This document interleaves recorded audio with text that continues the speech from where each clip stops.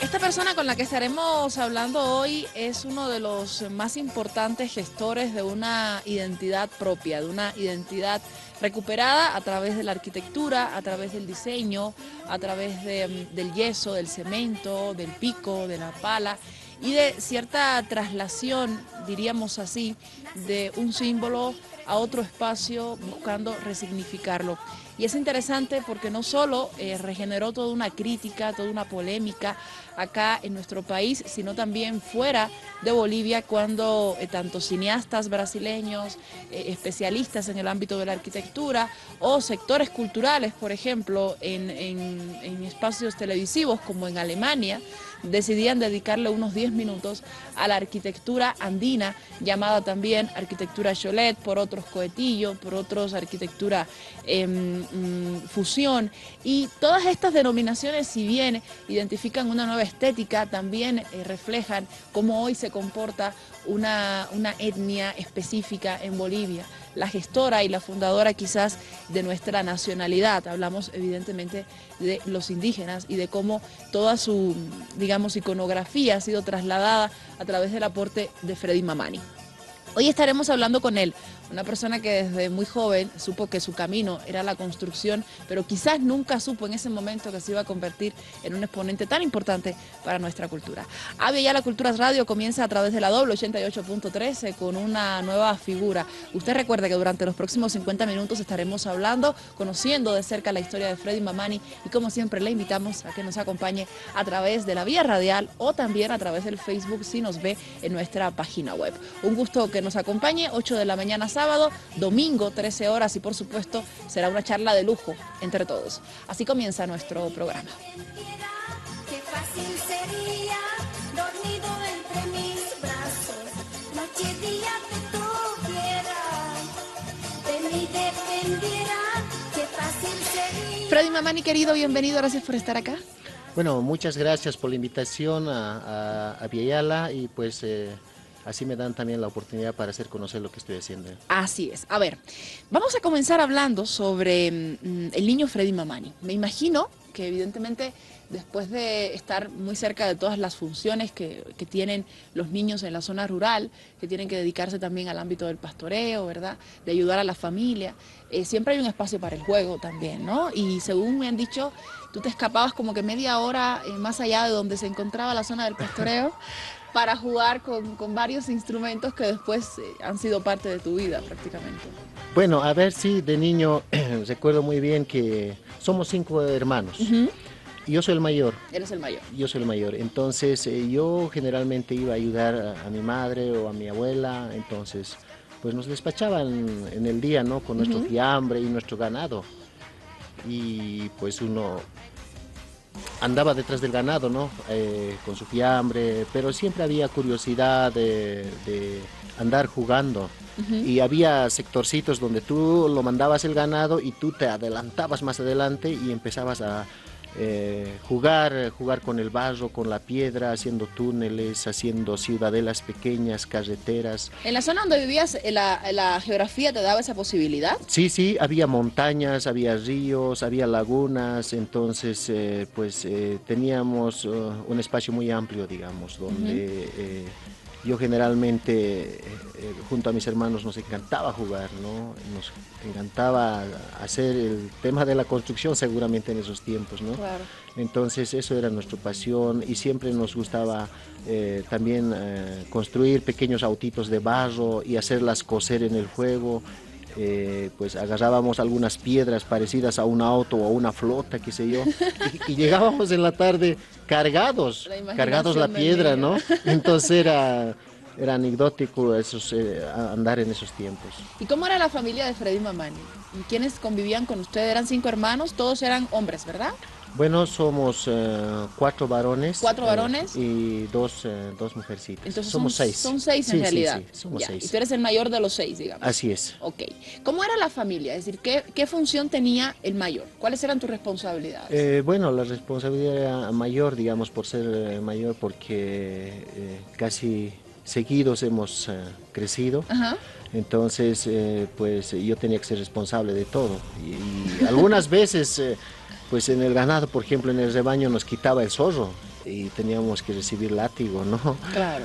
Son cosas de la vida, pero bueno, mi padre pues ha estudiado en la normal, ya es profesor jubilado, y mi madre siempre también con labores de casa. Con labores de casa, genial. ¿Tus hermanos?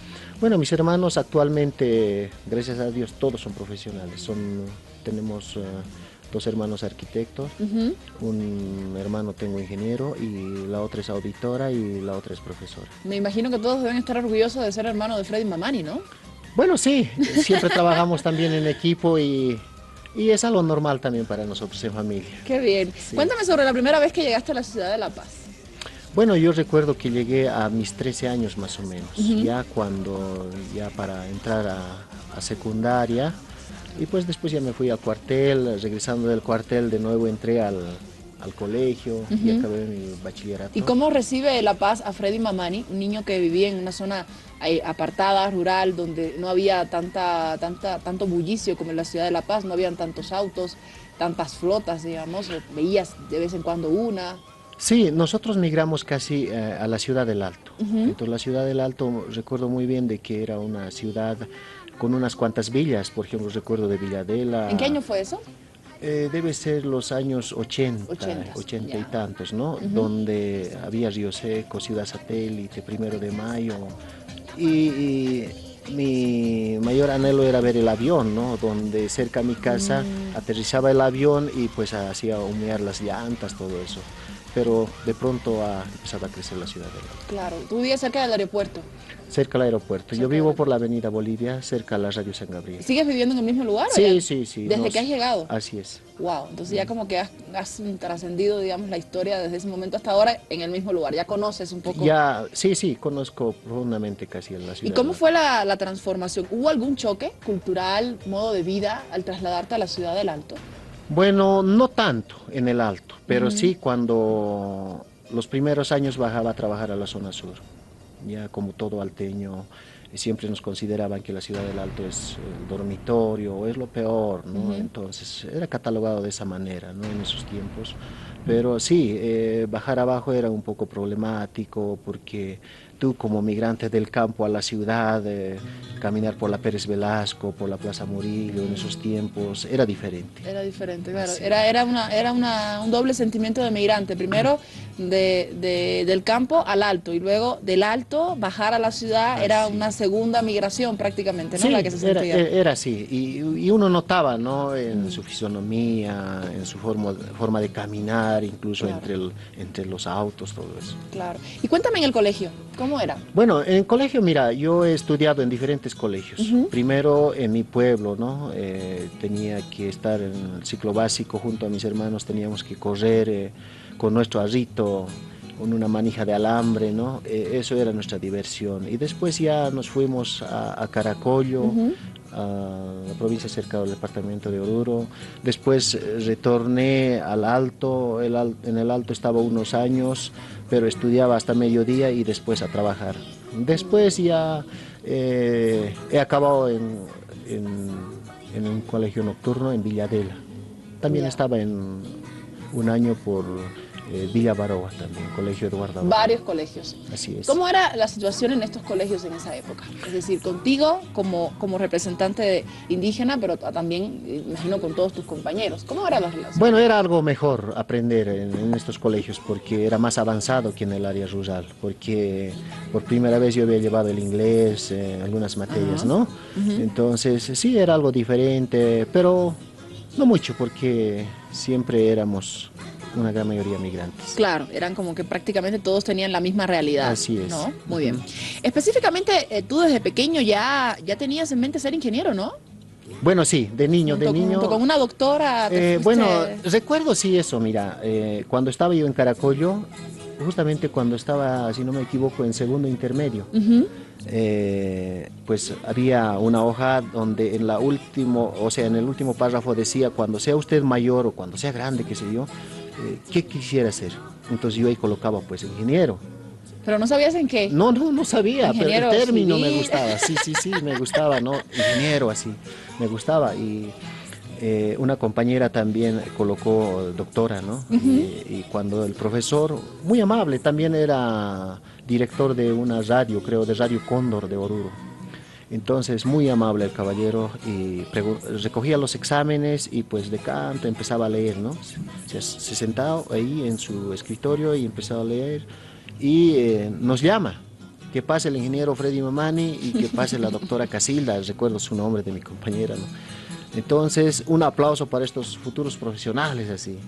Y nos aplauden, pues. Y yo me siento satisfecho. Y después de todo eso, nos recomienda el profesor y después a los demás los regaña, ¿no? Porque, pues, había de oficios muy menores, ¿no? Y ustedes como estudiantes, que sus padres les están sacrificando para que ustedes estudien Claro. y ustedes piensan en cosas pequeñas, no puede ser así, tienen que pensar como ellos, así.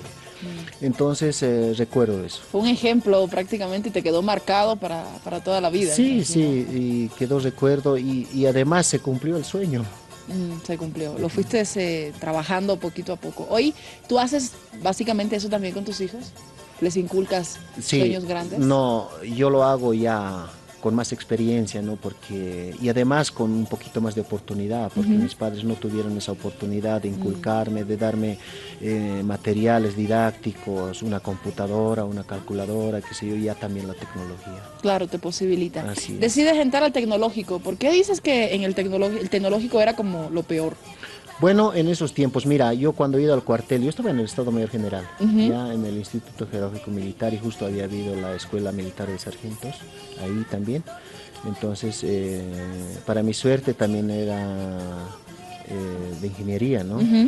Entonces, yo ahí, cuando acabé en el cuartel, nos dijeron, ¿no? A ver, los que quieren ser militares, un paso adelante. Yo salí un paso adelante porque me gustaba, ¿no? Entonces, pues ahí he visto de que siempre había una discriminación por llevar el apellido Mamani. Dentro del mismo colegio militar. Sí, sí, sí, porque en esos tiempos con apellido Mamani no podías ser cadete, ¿no? Y aparte de eso, si tú querías estudiar Derecho era lo mismo, en el tema de la arquitectura casi era lo mismo, ¿no? Entonces, yo te hablo de esos tiempos. Entonces yo decidí entrar a la normal, estaba en la Simón Bolívar, era dirigente de prefacultativo y por cuestión de tiempo, por cuestión de economía ya no pude estar ahí. Entonces yo siempre estaba trabajando en la construcción ya, como ayudante de albañil, quizás ya esas épocas ya como contramaestro, maestro, ¿no? No recuerdo muy bien, pero sí estaba en la construcción. Ya estabas trabajando en la construcción. ¿Cuándo fue la primera vez que te enfrentaste en trabajo específicamente en el ámbito de la construcción? No, yo estaba desde primero intermedio. Desde el primer intermedio Sí, ya sí. estábamos apoyando a tu Sí, papá sí, sí, en el no, ámbito de la ya- construcción. Ya estaba en la construcción. O sea, como te digo, yo estudiaba mediodía y venía a trabajar mediodía en, qué sé yo, en la mañanita yo trabajaba en la zona ¿Y sur. cuánto te pagaban? ¿Cómo era el trabajo? Recuerdo que era 5 bolivianos. al 5 día. bolivianos al día. Al día. Bueno, mediodía en realidad, porque Mediodía, trabajabas en pero la era mañana. algo de 2.50, 3 pesos, no sé, algo por ahí. 3 en pesos, esos tiempos. Freddy. Ya, y mediodía, tú tenías que levantar a las 4 de la mañana y tenías que cocinar tu fiambrito y así pasaba. Y tenías que alcanzar a la 1 de la ¿Y tarde cuál era al colegio. la fuerza del trabajo que hacías? Por 2.50 bolivianos. Bueno, era pues batir estuco. Batir estuco. Así comienzan, digamos, los menos experimentados Sí, comienzan así. Y lo más difícil, ¿no? Pero no me arrepiento, solo son recuerdos que a veces... No, me parece Además- excelente que nos cuentes, porque uno cuando conoce a alguien después de haber sido exitoso, olvida que esta persona viene por un proceso de crecimiento, ¿no? Y que ha pasado por muchos espacios difíciles, como el que tú me estás contando ahora, y evidentemente te enorgulleces y te emociona, porque has llegado muy lejos comenzando haciendo estuco. Y eso me parece, pues, impresionante, y es por eso que estás aquí. No creas que estás aquí por el costo de los cholet, como le dice, que estás Bueno. aquí porque eres un ejemplo para ello. Sí, sí, hemos empezado de a fondo, siempre digo yo en mi vida y a mis hijos también, nosotros hemos salido de escombro y De abajo, así es. eso ha que prevalecer y tenemos que hacer valorar, ¿no? Algún día. Claro que sí, y no podemos regresar a una realidad en la que nos obligue a empezar nuevamente con esas condiciones. Así es. Porque hoy yo estoy segura, por muchos cambios económicos que ha habido en el país, que ningún joven comienza trabajando por 2.50. Tú lo sabes mejor que nadie, imagino. Sí, Tus sí. experimentados no comienzan trabajando por 2.50. Así es, bolivianos. y pues trabajamos y también teníamos que alcanzar, digamos, a clases a la 1 de la tarde y eso era un poco muy complejo por el tema de tráfico. Que Claro, el traslado de un lugar a otro. Sí, sí, sí, y yo también estudiaba en el Alto y hay veces la tarea tienes que hacer, digamos, amanecida, porque llegabas cansado a la 1, pasabas clases hasta las 6 de la tarde, ya estar en tu casa, te cocinabas y ya empezar a hacer la tarea y levantarte temprano para poder cocinar tu fiambre, ¿no? Freddy, muchas gracias por contarnos esto. Realmente no aparece en ninguna de tus biografías. Me parece genial que sea aquí donde lo cuentes porque es un momento importante de crecimiento de cualquier persona, más allá de la profesión que tenga. ¿Hacemos la primera pausa, te parece? Sí, Está bien. yo creo que sí. Corresponde la primera pausa en nuestro programa Avia Yala Culturas Radio. Nos estamos quedando en el momento en que ya Freddy pues, se encaminaba en el ámbito de la construcción. A la vuelta usted va a conocer cómo se convirtió en el gestor de esta arquitectura andina que hoy nos identifica a nivel internacional en otras partes del mundo. Ya regresamos, no se nos vaya.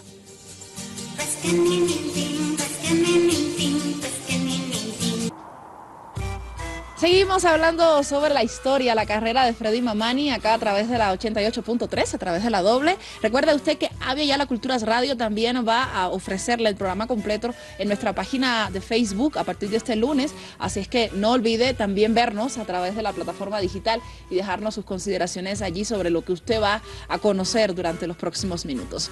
Freddy, ya después de haber pasado al ámbito, evidentemente, estar en la escuela militar, estar allí también trabajando como ya parte de espacios de la construcción, me dijiste que tu cargo en ese momento, ¿cuál era? ¿Contramaestre?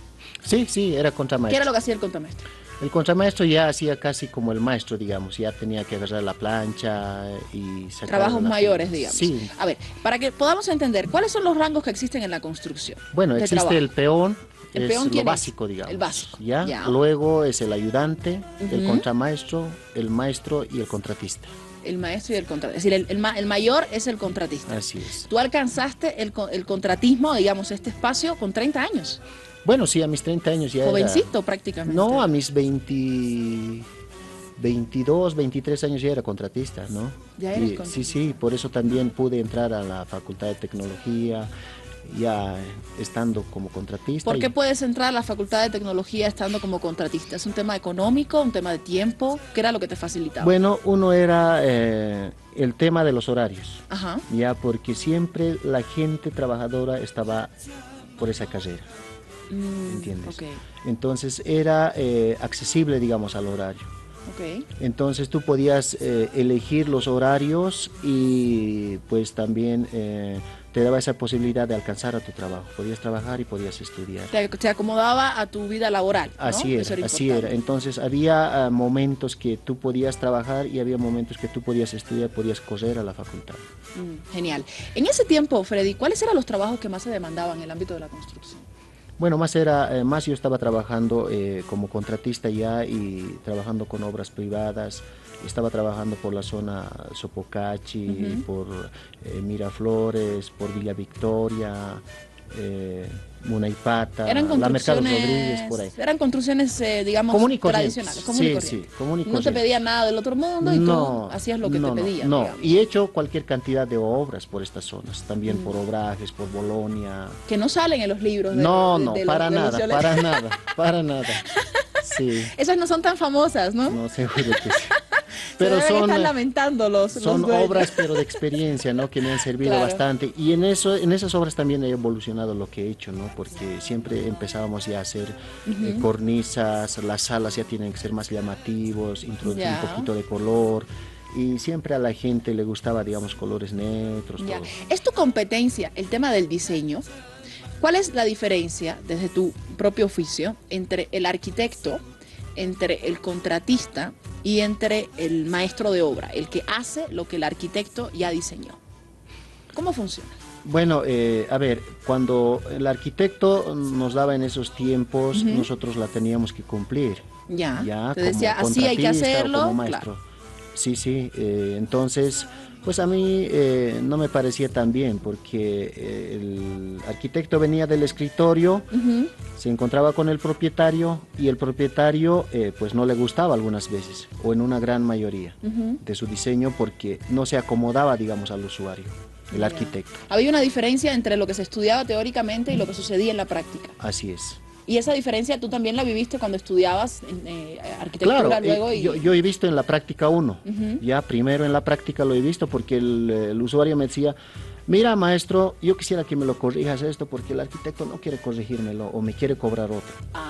Entonces yo lo acomodaba a sus necesidades, ya, y tenía bastante experiencia y la teoría se ha complementado para mí. Entonces también en la teoría, en la universidad he visto lo mismo. Claro. Que la academia no se acomoda tanto al usuario y mucho más a una cierta sociedad, ¿entiendes? Claro. Entonces eso ha hecho de que cambie, digamos, mi estilo. Era diferente la gente que te contrataba en la zona sur cuando comenzabas a las personas que te contrataban en Sopocachi o en Villa Victoria.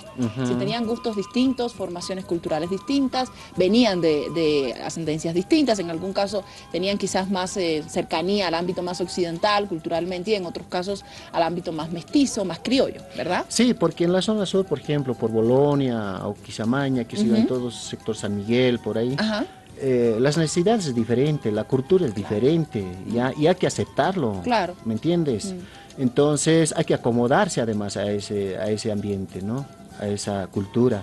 Entonces, pues si yo ya trabajaba, digamos, por Villa Victoria, Munaipata, entonces por ahí, por ejemplo, ya había gente de negocio y sus necesidades eran diferentes. Claro. ¿Ya? Sus hijos, por ejemplo, tenían otras actividades, todo eso. En función a eso nosotros ya nos acomodábamos. Y yo cuando me he lanzado, digamos, a trabajar en la Ciudad del Alto, ya peor todavía ha cambiado. Claro, era otra realidad completamente. Era otra. Muy bien. ¿Por qué decides del ámbito tecnológico pasar al ámbito ya más específico, más especializado, digamos, de la arquitectura? ¿Por qué sigues un paso más? Bueno, mira, yo después de haber me titulado en la Facultad de Tecnología, yo todavía, o sea, en mí había un vacío. Claro. Ese vacío era de ser ingeniero. Entonces ya después de haber acabado la carrera en la Facultad de Tecnología, tenía un poquito más de posibilidad de estudiar ingeniería. Entonces acabé ingeniería, pero yo quería irme a trabajar en carreteras, en cosas más grandes. Ya, como mis colegas hoy por hoy están trabajando, más que todo, una gran mayoría en carreteras. ¿Y cuánto demoraste estudiando arquitectura? No, mira, acabé ingeniería. Entonces, ya como ingeniero, como constructor civil, empecé con los cholets. Ah, ok. A ver, déjame entender el rango. Terminaste en el ámbito tecnológico y fuiste al ámbito de la ingeniería. Ingeniería en construcción. Ingeniería civil. Ya, civil. Ajá, perfecto. ¿Qué estudiabas en ingeniería civil que no estaba en la parte de la tecnológica? Eran como que niveles de conocimiento distintos, ¿no ves? Claro, eran un poco más tecnológicos, digamos, porque en la facultad técnica son similares casi es lo mismo, casi digamos. similares. Por ejemplo, cálculo 3 llevas y también en la facultad de tecnología se lleva cálculo 3. Ya, okay. Ya casi es similar, pero ya es más profundo, digamos, en el cálculo estructural. ¿Y en algún momento cuando estudiaste ingeniería civil te hablaron de las construcciones que evidentemente identifican a la cultura boliviana antiguas, como las construcciones tiahuanacotas, sus estilos, digamos, de diseño que eran muy, pero evidentemente muy aventajados en relación con lo que sucedía en su tiempo, en su época, con otras comunidades indígenas? ¿Eso se incluía? Era muy poco la enseñanza, ya, porque incluso las materias que tú llevabas era pues de investigar la arquitectura extranjera más que todo. Más se estudiaba lo de afuera que lo de Sí, acá. más extranjerizada, digamos, la enseñanza. Entonces, no tanto investigar a profundo, porque yo Tiahuanaco por ejemplo, no conocía. Ya en mis primeros años debería conocer Tiahuanaco. como una arquitectura milenaria. ¿Pero digamos. conocías el lugar turísticamente? ¿Habías ido? Bueno, a principio no, porque después que había concluido mi carrera en la Facultad de Tecnología, recién fui a Tiahuanaco, porque muchos me hablaban de Tiahuanaco, ¿dónde será? Y yo fui, ¿no? Pero vi con todo el detalle necesario estando en Tiahuanaco. Ya después de acabar estas dos carreras, he evolucionado la arquitectura que estoy realizando, pero había bastante crítica, te cuento. Claro, al principio ¿Ya? me imagino que era mucho peor que ahora, ¿no? Sí, era bastante criticado y eso me ha impulsado a que, más que todo por no ser arquitecto y por no tener título ¿Quién de dice que arquitecto. tú no eres arquitecto? Tú eres ingeniero civil, Sí. pero no tienes un título de arquitectura, No, en arquitecto, no, digamos. ya, hasta esos momentos, Ya. ¿me entiendes? Entonces, había tanta crítica de que Freddy Mamani no es arquitecto, como un constructor o un ingeniero civil va a hacer arquitectura. Ese es un loco. Ya, entonces, pero este loco no había sido tan loco, sino ha tenido la posibilidad y la oportunidad de poder estudiar arquitectura. Claro. Ya, ¿por qué no puedo estudiar? ¿Dónde has Porque estudiado arquitectura? he estudiado en una universidad privada en la ciudad del Alto. ¿Después de cuánto tiempo pudiste acceder a la carrera de arquitectura? Bueno, después de unos 7 años. 7 años. Más o menos, después de haber concluido la carrera de ingeniería civil. Claro. Pero esto, yo creo, toda crítica yo siempre lo he tomado como algo positivo. Claro. Para seguirte impulsando. Sí. Ya. Y gracias a eso he acabado arquitectura y antes de ir 2 semanas a París he defendido mi tesis y Genial. ya. Quiero que me cuentes de eso. Vamos a empezar hablando de ese tema desde el inicio. ¿Cuándo fue la primera vez que tú tomaste en cuenta que tenías una responsabilidad o que podías aportar en el ámbito de la identidad plenamente criolla, mestiza, chola, que también es importante resaltarlo porque es el nombre evidentemente que nos identifica constructivamente? ¿Cuándo fue la primera vez que tomaste en cuenta, en razón, conscientemente, de que podías hacer eso? Bueno, yo me he dado cuenta ya estando en mi primera carrera de la universidad. Y ahí incluso... O sea, ha sido un proceso, creo, en mi vida. Claro, porque de búsqueda, ya he visto de que había discriminación, todo esto, y tenía un clic adentro en el corazón, en el alma, de que, una llaga pequeña, ¿no? De que, ¿hasta cuándo? Claro. ¿Hasta cuándo vamos a estar así? Porque tenemos los mismos derechos, somos seres humanos, Claro. todo eso. Entonces yo vi la enseñanza en la universidad, el proceso de migración en la ciudad del Alto. En el Alto vi también que no había una identidad arquitectónica, no todos hacían sus casitas de adobe, sus murallas de adobe. Prácticamente en esos como tiempos. mismo construían en la zona rural, lo hacían en el Alto, pero con Así un material hacían. un poco más reforzado, que es el ladrillo, digamos. Después ha empezado con el ladrillo, porque nosotros incluso cuando nos construimos nuestra casa empezamos a quitonearnos en el barrio, en la villa de la tierra, ¿no? Si había una avenida amplia tenías que rescatar toda la tierra para poder realizar adobe. Ya era así. Claro, así se Después ya ha empezado la era del ladrillo, entonces ya todo era color ladrillo, que no tenía ninguna identidad. Y cuéntame, Freddy, ¿por qué no hacer este tipo de reestructuración o de aporte en las zonas rurales? Bueno, ya está, ahora ya. Ahora ha llegado, claro, pero sí. en ese primer momento, digamos año 2001, 2002, en el que comenzabas con la primera construcción, sentías que era necesario hacerlo en la ciudad del Alto porque era la zona evidentemente hacia donde llegaba la migración, no así en las zonas rurales, ¿no? Sí. Es que también ha cambiado el sistema político. Okay. Por ejemplo, yo no soy político, pero hay que decirlo con honestidad lo que está pasando, ¿no? Por ejemplo, después de la llegada de Evo Morales, y justo yo he empezado esos años también con esta nueva tendencia, también ha habido un boom económico, ha mejorado la economía hasta hoy es estable, y gracias a Evo Morales ha cambiado bastante. Eso sí, hay que ser honesto. En el área rural, por ejemplo, yo pasaba en mi escuelita con techo de paja y era pues, qué sé yo, los asientitos eran de adobe, una tablita, una pizarra de mortero de cemento y algunas veces la pizarra estaba hueca y algunas veces no había ni siquiera tiza, tenías que agarrar el yeso y tenías que trabajar con el yeso. El profesor trabajaba con el yeso, nos dábamos formas, modos. Claro. No había lavamanos, no teníamos servicio higiénico. Ahora el área rural parece el Alto, o sea, parece cualquier otro lugar de Ha accedido a mayor capital. desarrollo, evidentemente. La primera pieza que tú transformas con esta línea de identidad, ¿cuál fue? Bueno, fue en el año 2002 empezamos, en 2003 ha habido la guerra del gas. Pero ¿cómo fue esa transición, antes de que me cuentes lo que sucedió en el 2003 con el dueño del lugar? Es decir, Bueno, tú llegas y le dices, mira, tengo esta sí. propuesta, ¿qué te parece? No ha sido así, sino mira, el dueño me había hecho un seguimiento. Ya. Era también muy joven y él supuestamente me ha visto en una zona, en otra zona, no sé de cómo, ¿no? Y por ahí cerca, cuando ya tenía casa, o sea, un lotecito ahí, seguramente por ahí he construido unas 2, 3 obras. Entonces yo siempre hacía finito las fachadas. Ah, finita fachada, Sí, pero sí. todavía no habías incluido esta No, esta todavía, reestructuración. Ya. pero siempre innovaba. Ya digamos, hacía una cosa y más allá aparecía. Ya. Hacíamos otra cosa, aparecía. Entonces ahí se dio cuenta este señor y me encontró y me dice, mira Freddy, quiero que me lo hagas un proyecto, no sé, quiero darte la plena libertad para que tú me lo hagas, pero yo quiero que sea único mi casa en el Alto. Ya, vale, no hay problema. Y yo recién titulado la Facultad de Tecnología, todo eso, y con gran oportunidad, ¿no? Me dio una oportunidad y ya pues le propuse, digamos, al propietario. Justo está esa obra frente a la Universidad Pública del Alto y esta universidad, incluso ahí había unos 2, 3 galpones donde estaba la Facultad de Tecnología. Ya ahí se pasaba el prefacultativo. Ya eran solo canchas de tierra y si no me equivoco había más de 20 canchas de fútbol.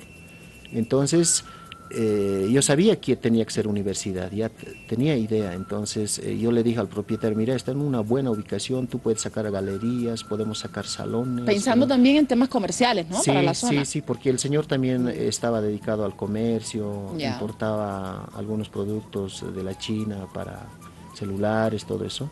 Entonces, claro, él también tenía una innovación loca, digamos. Claro, y ahí le muestras el proyecto y Sí, comienza sí, la construcción. Sí, ahí era una buena oportunidad para mí y he podido plasmar. Y ni bien estábamos acabando de pintar el cholet, ya venía pues, ya teníamos noticias en el periódico La Razón. La Razón fue el primero que llegó para ya en mostrarlo. 2 planas. Y era gigante y ahí era pues como darnos una corona a cada uno de nosotros. Claro, era un y ahí reconocimiento. nos sentíamos bien orgullosos de Qué que lindo. estamos haciendo algo único. Y de ahí empezó. Qué bien. A ver, me decías, empezaba esta construcción en el 2002. Tú has vivido todas estas manifestaciones en la Juan Pablo II, ¿verdad? Sí. Vi ahí la matanza, ha corrido sangre bastante, nos apedrearon incluso en las construcciones porque nosotros seguíamos trabajando, ¿no? Hasta donde nos alcanzaban los materiales de construcción. Claro. Porque después no había nada, no había movimiento en el Alto. Entonces ahí empezamos y pues de ahí, después que concluimos la obra, ya empezamos a ser muy solicitados. Me imagino. Ahora sí, hablemos de la técnica. ¿Qué es lo que realiza Freddy Mamani para lograr este acabado tanto exterior como interior? Esta mezcla de elementos tiahuanacotas, los colores del aguayo que evidentemente identifican a esta prenda tan importante para la zona andina, que no solamente significa Bolivia, significa también Perú, toda la zona andina, evidentemente. Cuéntame sobre ello. ¿En qué piensas? ¿Cómo sucede este proceso de creación, de diseño? Bueno, empezamos viendo primero de dónde venimos, de qué identidad somos y cómo se ve nuestra ciudad. Si nuestra ciudad es llamativa o no, porque lo que me molestaba también, siempre se identificaban con ser paseños. Está bien, pero la ciudad del Alto ya era otra, Claro. ¿entiendes? Entonces el extranjero que venía pues no lo tomaba en cuenta, no lo conocía como el Alto, sino lo conocía como La Paz. Claro. Ya, pero el aeropuerto estaba en el Alto, del Alto se trasladaban directamente a La Paz. Retornaban al aeropuerto y se iban. No se quedaba nunca a ver Nunca, nada en el Alto. Nunca. Claro. Entonces, las calles polvorientas, color ocre, no tenemos mucha vegetación. Entonces, eso ha hecho de que yo trate y me imagine de introducir el color. Y para eso yo he visto rescatar, digamos, esos trazos, esas iconografías, esas líneas de las ruinas de Tiahuanaco, plasmar en obra gruesa.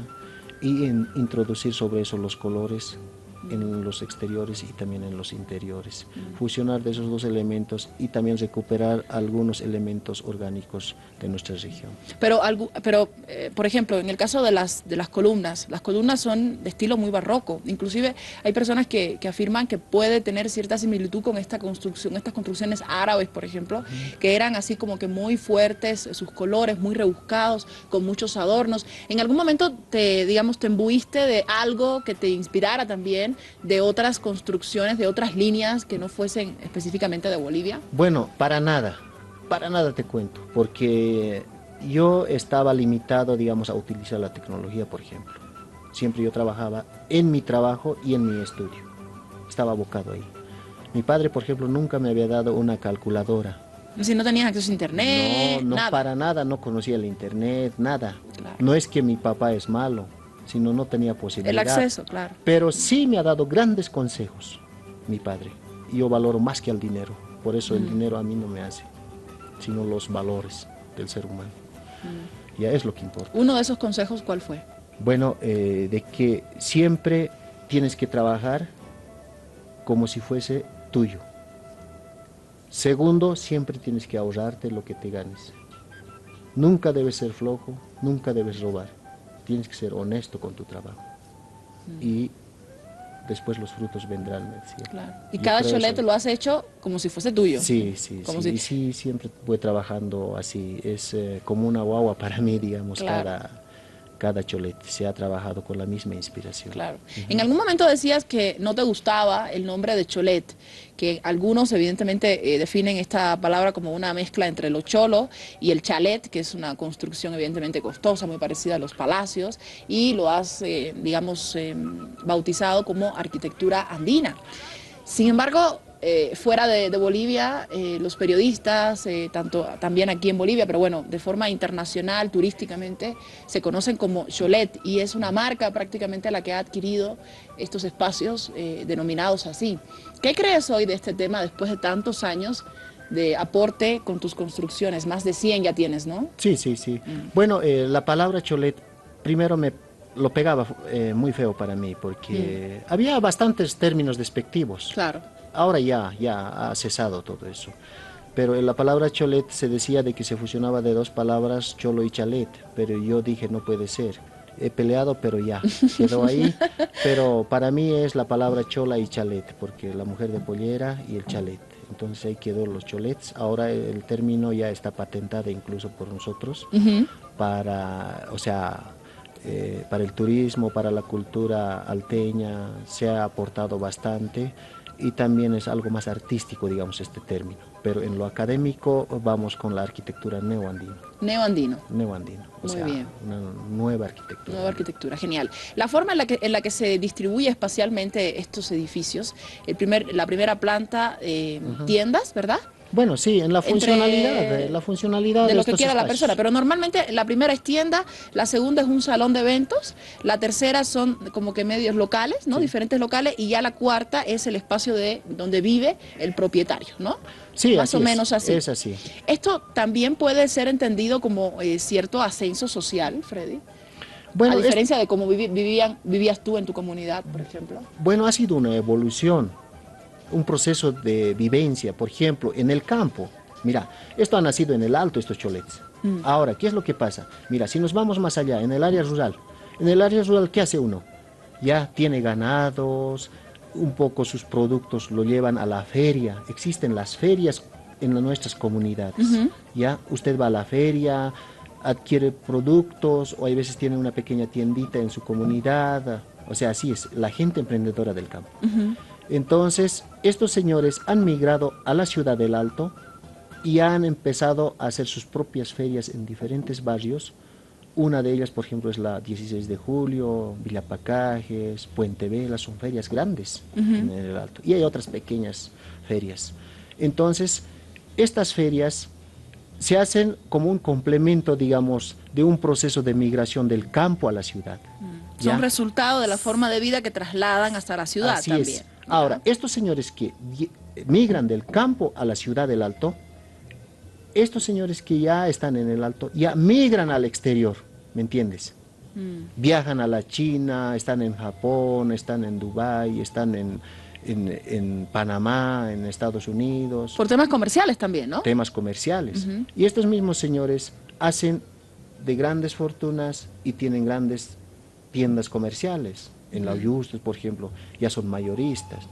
A nivel nacional, sus hijos ya incluso trabajan en el exterior, están en grandes empresas. Por eso alguna vez dije, por ejemplo, hablando de apellido, por ejemplo, ahora que he estado en Europa, he visto ya mamanis con ojos celestes, ya de otra línea. O sea que cambia. Entonces, algunas veces me dicen, ¿por qué pues estos aymaras tienen sus cholets de tantos millones? No es eso, siempre nosotros también, antes de la colonización, hemos sido pues adinerados, teníamos riqueza natural, cultural, puede ser económica también. Por ejemplo, si hablamos de riqueza, hemos tenido bastante mineral, petróleo. Pero tú decías evidentemente a mitad de entrevista que es símbolo también de una bonanza económica, de una estabilidad económica que ha vivido el país, que ha posibilitado que las clases más bajas y más pobres también puedan subir en temas de acceso económico, ¿no? Sí. Y eso también se demuestra en la ciudad del Alto, donde evidentemente la economía ha aumentado muchísimo. Viacha, por ejemplo, es un centro económico fundamental para el Alto. Así es, mira, yo veo que la ciudad del Alto está creciendo bastante y también con unas construcciones innovadoras, ¿no? Y eso hay que ver gracias al resultado de la economía estable que en estos últimos años estamos viviendo en el país. Claro, eso es importante. Muy bien. Freddy, haremos la última pausa, nos quedan unos minutos de entrevista. Perfecto. Y ya pues a la vuelta estaremos resumiendo algunas ideas de las cuales ya hemos estado hablando en estos 45 minutos. Fíjese qué rápido pasa el tiempo cuando nos metemos, nos adentramos en el mundo de otra persona, nos dejamos llevar sin duda alguna por caminar junto a él en toda esta historia. Hacemos una pausa en Avia Yala Culturas Radio por la 88.3 y a la vuelta seguimos con más. No se nos vaya, no se despegue de nuestro día.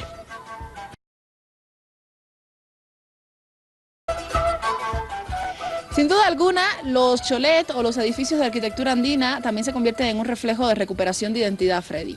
Y eso me parece importantísimo resaltar, más allá del dinero, más allá del costo, más allá de cuánto inviertan o no las personas que decidan hacer este tipo de construcciones, que evidentemente en gran parte son construcciones que tienen un fin comercial, en muchos casos, ¿no? Como el que se acaba de chayar hace un fin de semana, el pasado sábado, el Iron Man, el cholet Iron Man, ¿no? Que realmente ha sido como una fiesta gigantesca en la ciudad del Alto, que no solo evidentemente agrupa alteños, ha venido un grupo de Cochabamba, Sabor creo que se llama.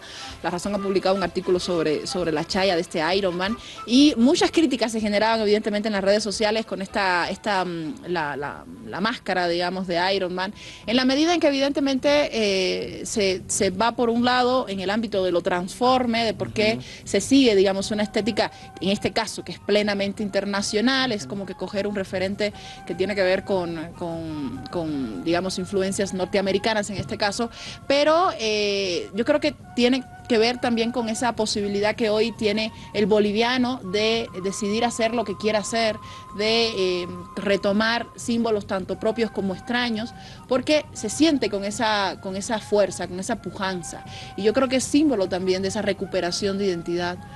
Bueno, sí, de alguna manera podría decir sí, pero el problema está en que cuando estábamos en un boom en la economía y también estamos en el trabajo, qué sé yo, donde obreros que trabajan conmigo han hecho de una competencia, se podría decir, donde quién es mejor. Han empezado a sacar líneas de lo que tú haces. ¿Me entiendes? Claro. ¿No? Entonces, ¿quién es mejor? O sea, Freddy Mamani no puede ser, nosotros también, así. Entonces, ha habido un desliz, digamos, de líneas de diferentes Pero está estilos. Genial, sí, Freddy, tú has iniciado eso. Sí, entonces lo que pasa, yo digo, en mí está bien, claro, que lo hagan. Pero hay que ver también hasta dónde llega, ¿no? La gente si acepta o no, o les lleva más tiempo, o es fugaz, porque pasa así, ¿no? ¿Me quieres decir que esta es una línea distinta a lo que tú propones como Freddy Mamani, ¿no? De mí es los cholets. Ahora, cholet Ironman es no suena. Esa es otra línea, ¿me entiendes? Entonces, ahí pasa eso, ¿no? De que uno quiere hacer una cosa, el otro quiere hacer otra cosa, así. Claro, pero son lo que yo he hecho, ¿no? es una cosa, he plantado un árbol, y ese árbol se está enraizando, sí, está dando frutos, sí, Entonces, incluso, ¿qué quiero decir esto? Ha pasado a la discusión de las academias, de las universidades nacionales y también del extranjero. A esta arquitectura que yo realizo han venido muchos profesionales, arquitectos, sociólogos, historiadores que están haciendo su doctorado, su maestría. Y también es un aporte, digamos, a la cultura, a la identidad en la ciudad del Alto y al turismo más que todo. Genial. En ese sentido, Freddy, ¿cómo ves hoy a una Bolivia que evidentemente es muy distinta a la que te recibió cuando llegaste, es muy distinta a la que se enfrentó a tu primer cholet cuando lo construías frente a la UPEA? ¿Cómo podrías, digamos, caracterizar la Bolivia de hoy? Bueno, la Bolivia de hoy es diferente, ya estamos en el siglo XXI y así, gracias a Dios, gracias al presidente Evo Morales también se está transformando la ciudad del Alto, Bolivia, y gracias a las luchas sociales originadas desde la ciudad del Alto estamos, yo creo, muy bien, porque yo, por ejemplo, he viajado a todo el mundo y donde viajo me preguntan de Evo Morales y siempre conocen Bolivia. Lo que antes no ya sucedía. lo ubican, claro. Lo ubican. Ajá, ¿cómo está tu presidente? Siempre va eso. Entonces, a mí realmente me hace sentir satisfecho de que Bolivia está creciendo. Orgulloso, además. Muy de orgulloso. Ser Mamani. Siempre digo, soy boliviano, apellido Mamani, soy esto y estoy haciendo estas cosas. Y hay mucho por trabajar por la ciudad del Alto, por Bolivia. Yo creo esto no cesa, ojalá, si Dios quiere, nuestro presidente que siga adelante y nos lleve más allá. ¿Y cuándo vas a tener tu propio chalet, Freddy? Bueno, estamos pensando en eso, pero no mucho, sino en hacer obras, porque lo que estamos haciendo está trascendiendo y es más, mira, se van a hacer, por ejemplo, estábamos en París. Bella ¿ya? edición esta. Sí, y nos dieron la tapa, estábamos muchos artistas de Sudamérica. Se los voy a mostrar. Y tenemos muchas hojas por dentro en las primeras páginas y esto ha hecho de que en Europa se van a repartir librería para la educación de los niños y jóvenes en todos los colegios de Europa. Entonces me parece interesante. Gran aporte. Sí, ese. También en Estados Unidos supuestamente están haciendo ya un libro donde ellos también van a distribuir a todas las bibliotecas del mundo y yo creo que se va a hacer más allá de 20 idiomas de nuestras obras. Entonces yo creo que eso me parece interesante, un aporte. Gran aporte. Para nuestro país también. Qué ¿no? bien, yo te agradezco muchísimo que nos cuentes y que evidentemente te conviertas en tan gran embajador. Decías que evidentemente hoy todo el mundo ubica a Bolivia en el exterior, decías que evidentemente orgulloso te sientes de ser Mamani, un trabajo que se ha desarrollado durante mucho tiempo porque la recuperación de la dignidad de un pueblo no se recupera en un año, no se recupera en 2 años, se recupera a través de un proceso y además tú lo representas juntamente con Roberto Mamani, con Siku Mamani y ahora pues en la reunión, la Rosemary Mamani además, mi gran amiga, la reunión de todos los Mamanis a través de este proyecto que también propone Siku es una forma sin duda alguna de recuperar también. Sí, tuvimos una reunión con Siku personalmente y proponimos esto, ¿no? Dijimos, mira, Siku, haremos una actividad y Siku, más emprendedor todavía que yo, entonces... y hay pero muchas cosas que trabajar. Por ejemplo, yo veo ahora que mi ciudad, la ciudad del Alto, pues siempre está visitado por turistas. Tú vas a ver en las calles turistas y eso me parece interesante, pero nos falta un toquecito todavía. Yo creo lanzarnos a obras públicas que sean más representativas también. Excelente. Yo te agradezco mucho, Freddy, que te hayas venido, que hayas aceptado la entrevista. Hemos como que prácticamente transcurrido la historia de Bolivia de los últimos años a través de tu vida y te agradezco muchísimo. Felicidades. Quiero que sigas trabajando, quiero que sigas internacionalizando también los diseños, porque sería importantísimo reconocer que no solo ya son de Bolivia, te han pedido también diseños en otras partes del mundo, ¿verdad? Sí, hemos ido a construir, por ejemplo, en París y ha sido bastante aceptado y hay muchas propuestas, tenemos muchos proyectos, pero no me gusta divulgar. Todavía. Después de hacerlo. Después de no hacer objetos. Genial, sí, genial, muy bien, gracias Freddy, te agradezco muchísimo. No, a ti y a Ibiala, muchas gracias. Te agradezco, muy bien. Ahí está la historia de Freddy Mamani y es que sin duda alguna el proceso al cual hemos accedido hace algunos años años y que seguimos evidentemente accediendo, es ese cambio, esa transformación de la que nos hablaba Freddy, de la ciudad del Alto, de cuando él llegaba a lo que es hoy, de las construcciones que se han comenzado a replicar, un poco jalando esta propuesta que Freddy realizaba ya hace prácticamente más de 10 años y que ha sido replicada también con otros estilos. El Alto ha cambiado mucho, Bolivia ha cambiado mucho y el hecho de que hoy Freddy Mamani sea reconocido en otras partes del mundo, también en nuestro país, y sea también como que símbolo de debate sobre lo que es hoy nuestra arquitectura, un estilo arquitectónico sin duda alguna boliviano, es importante para reconocer cuánto se ha avanzado. Le agradezco muchísimo que nos haya acompañado durante estos 50 minutos. Recuerda que estaremos el próximo fin de semana con otros de nuestros grandes invitados, sábado 8 de la mañana, domingo 13 horas, y que por supuesto puede acceder a esta entrevista a través de las redes sociales y luego evidentemente compartirla en nuestra página de Facebook. Ha sido un gusto y hasta la próxima. Que pase una buena semana.